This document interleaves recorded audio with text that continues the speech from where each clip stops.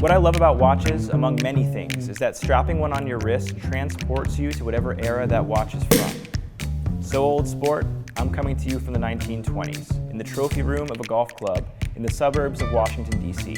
I'm spending time with the Vacheron Constantin Historiques American 1921, a watch born of that era, for this edition of A Week on the Wrist.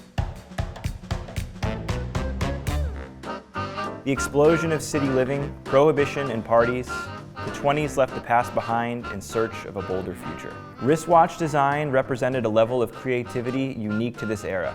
Cushion cases, rectangular watches, and crazy dial typography were all the rage. And when people think about the American, they think of it more as a dress watch. In reality, it was popularized by a new class of automobile lovers who, so the legend goes, put this watch on behind the wheel. As Vacheron's heritage and style director Christian Salmani recently pointed out, the idea that Vacheron designed this as a driver's watch is no more than an urban myth. But that doesn't mean people couldn't use it as one. So how would a slanted dial aid you in the driver's seat?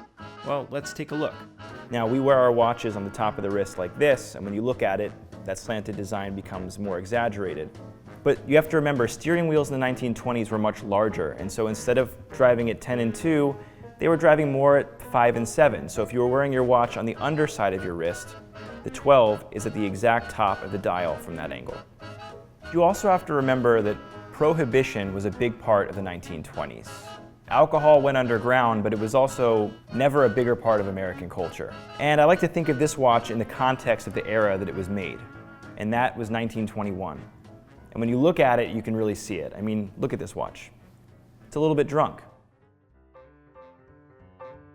Interestingly, the American 1921 is a celebration of a watch from 1921, which itself was a revision or an improvement of a watch from 1919. The 1921 model, with its cushion case, stylized numerals, and of course tilted dial, was produced in limited quantities for the American market, hence the name. The 1919 model shared a similar function, but a decidedly different form to the 1921. It featured thick, blocky numerals with an equally imposing handset. The American, on the other hand, featured a more refined look, fit to party in a tux as much as it was for driving gloves behind the wheel. So 2021 marks the 100-year anniversary of the 1921 model, but it really represents a combination of the two. All the styling of the 1921, but the rightward lean of the 1919 model. Today we're looking at the white gold 36.5mm variant. It features all the traits of the historical model. You've got the cushion case, the white gold precious metal, crown at the top corner of the dial, the breguet numerals in a lacquer finish, and the grain effect silver dial. The watch is usually fitted to a dark brown vintage effect strap, exactly like the one you see on the 40mm variant here, but we decided to pair it with the McBride strap from the Hodinkee shop in light gray, and we think it looks pretty great. The white gold case is polished pretty much everywhere, which is fitting for what we would consider to be a dress watch today, despite its toolish historical nature.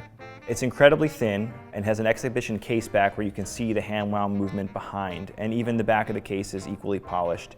It's impressive that with the sapphire case back, you're still able to maintain the relative thinness that the watch does, which again lends itself to sort of dressier application.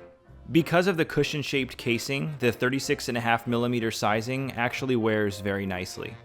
It wears actually closer to a 38, and therefore the 40mm actually wears closer to a 42 as a result. That's part of the reason why I chose it.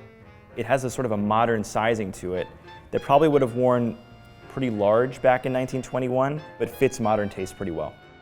But I'm going to be honest, I have a tea time to get to, so I'm going to strap this watch on. Now, I'm no Gatsby, so I'm going to put it on up here. In true Art Deco fashion, I'm going to break the rules.